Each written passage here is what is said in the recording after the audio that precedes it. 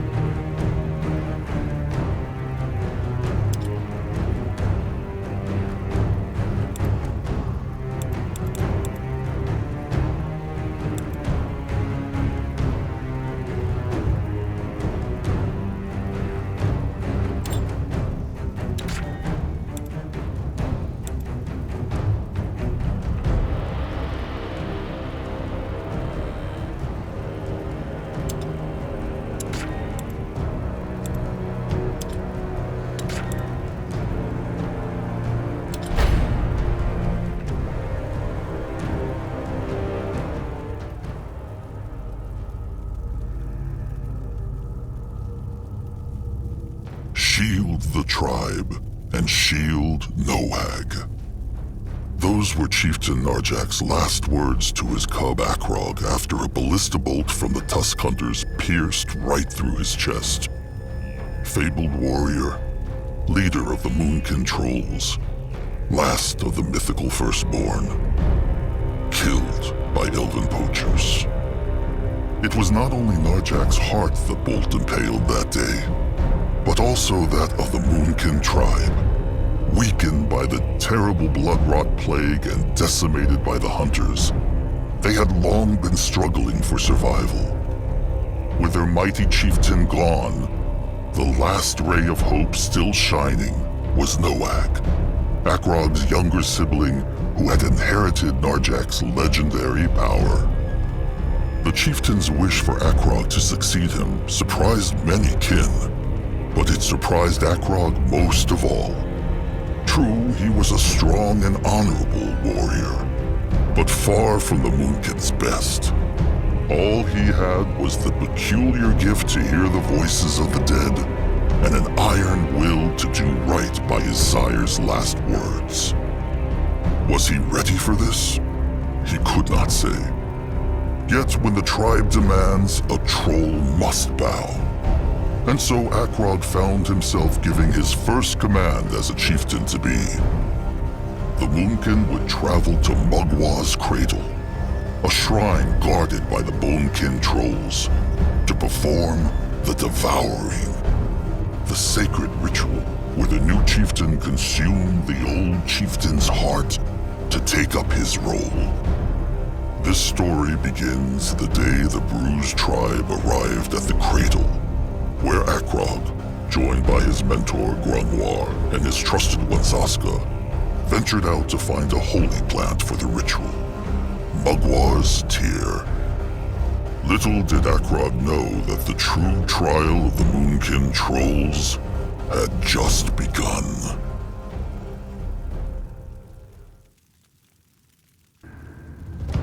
No matter what the trolls may think of Chieftain Akrog, trust not the foul tusks who say he had everything given to him on a moon silver platter. All because his sire was chieftain before him. Oh no, little cubs. The hunger, the blood rot, the hunters. The Moonkin had become but a shadow, and in the span of a day, it became Akrog's calling to lead them back to Mugwar's light. The day he and his two companions went out to prepare Narjak's last rites would be but the beginning of his troubles.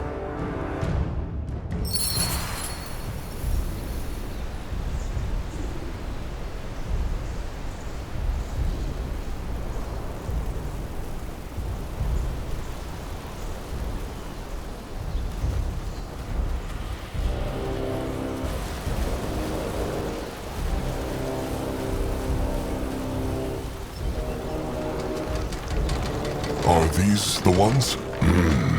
Mugwar's tears, the sacred plants, blessed by the goddess herself. Pity she always cries in hard-to-reach places. It was a rotten pain to get here. One blew Magrog to embalm the chieftain's corpse for the devouring. Harm not the others. All right. And it is done. The bloom has been plucked. Back to the cradle then. Before the big little oaf Noag goes mad with worry, thinking they tumbled off a cliff. Akrog still thinks they should have taken Noag with them. It would have helped his dark thoughts. Noag's gloom is the reason it would have been unwise to take him.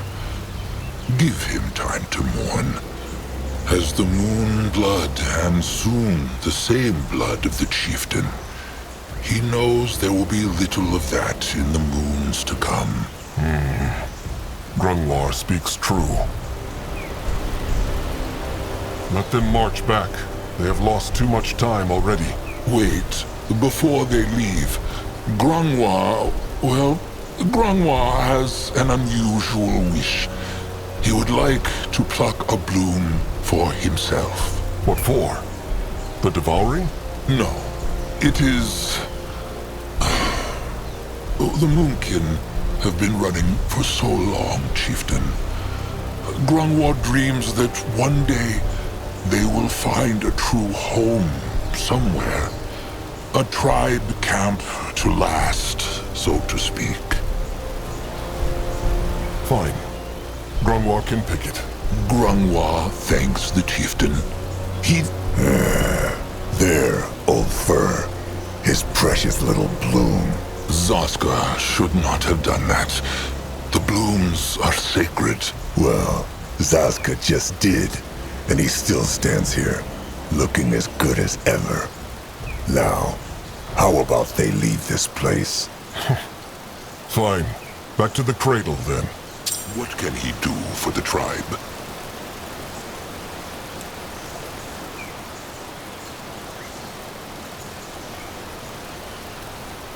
Grimlore is ready. At his service.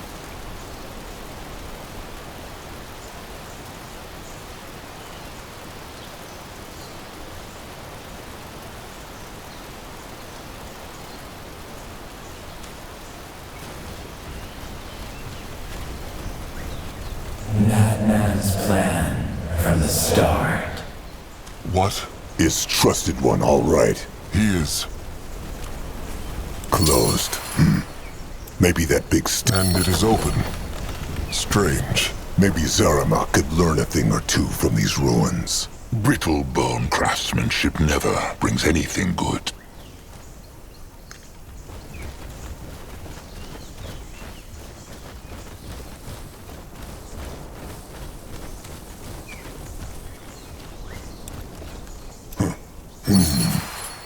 is like the other one, but the stick is missing. Let them look around then. Maybe they can mend it somehow. Let Zazka get a proper look. Interesting. Probably. That should work. Let Zazka get a proper look.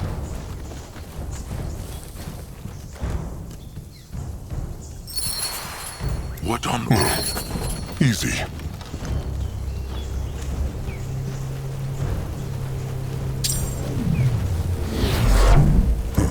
What is that?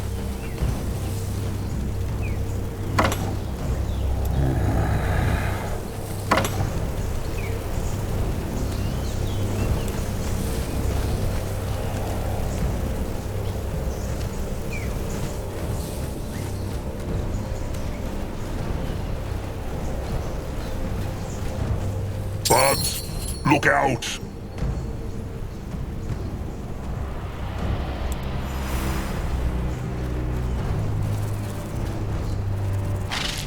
Go join the worms! They will not get away from They will Zazka. regret the tribe. Grimlore can see much from here. Dead. Let Zazka get a proper look.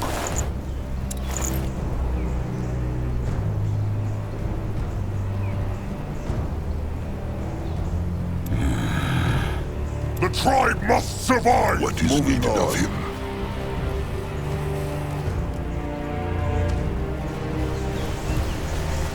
Let Grimlore take a closer look.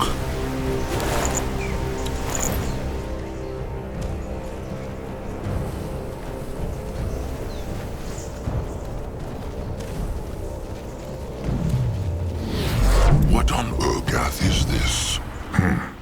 The Moonkin cannot go through here. True. But there is a hex stone. If they can kindle the... There they are. Trusted one, Nurbok One-Eye. What is he doing here? Looking for them. The fat Bonekin chieftain was getting worried. The tears were harder to find than they thought. Cub Akrog, Nurbok will tell him one more time. The Moonkin should break off the devouring and move on. If they stay in this clearing for too long, the hunters will come for them. Nurbok, they talked about this.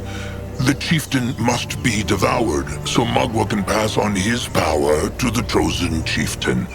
Narjok would want... What Narjok would want is for the tribe to survive. But Nurbok has said his piece. It is clear the tribe would rather listen to a fresh-tusked cubling who hears voices in the wind.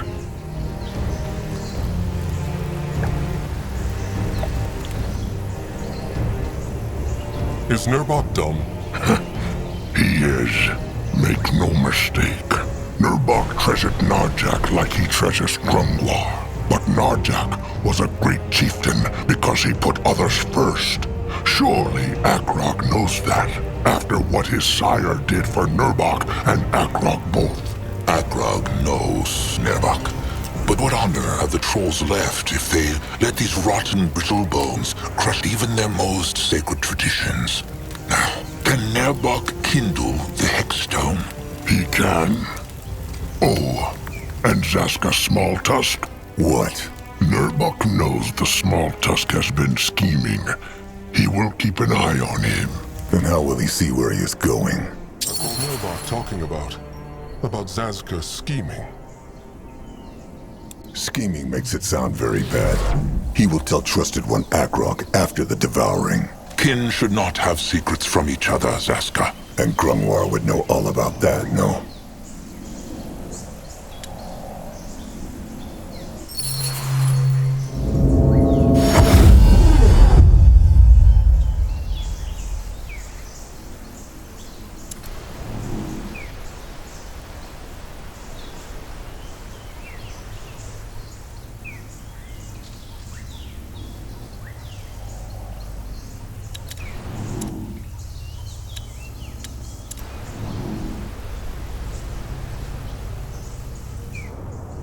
Can a troll not rest for a moment?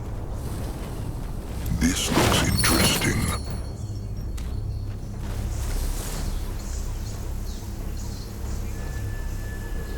Interesting.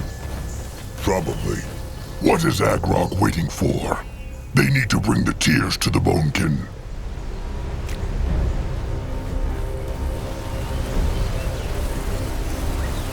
Let Agrog see.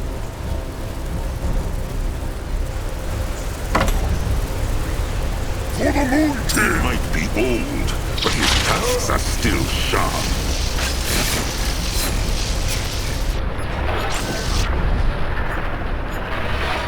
Why is here? Great. Even the war product is smashed. The blood for the tribe! They messed with the wrong tribe.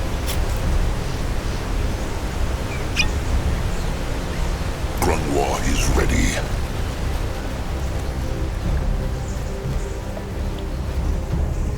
He is on his way. Something about this jungle always makes Akrog's hide crawl. The blood drop in the cradle. It is full of Magwa's power, making life and plants flourish all around it. Pity all that power does beak shit to keep the hunters and slavers away. Is something wrong, Zaska? No, of course not. Let Zaska get a proper look. By the holy hide, if it is not chosen chieftain, Akrog Bone Whisper. Cabrax was about to ask the bones if something happened to them. Chieftain Cabrax, Magua prays. It is true, finding the tears was harder than they thought. The Brittlebone ruin was swarming with bugs. Good for the tears, bad for the many Brittlebone treasure hunters who searched them. Ha! Come, show him. Ah, good. Very good. Mugwa will be pleased. Now all they need is a tooth. A sacred pierce stick. The Bonekin have none of their own. Oh, of course they do. But the Moonkin will need to shape their own for their sacrifice. How can they shape a tooth? Grungwar said it. It is a sacred weapon. Just like how the Moonkin shape their other weapons. All Akrog must do is find a hexed Brittlebone weapon, scrap it, then have the Moonkin Master Scrapper use the parts to shape the tooth. Where can they find a hexed Brittlebone weapon, though? Oh, there are many places in this jungle. But Cabrax believes he heard the Moonkin's Master Scrapper, Zaramuk, speak of a Brittlebone hideout up north. His name is Zeramak. But good, Akrog will speak to him. Sharp tusks and thick hide, chieftain. Is that a Moonkin saying? Ah, Cabrax likes it. Sharp tusks and thick hide. All right,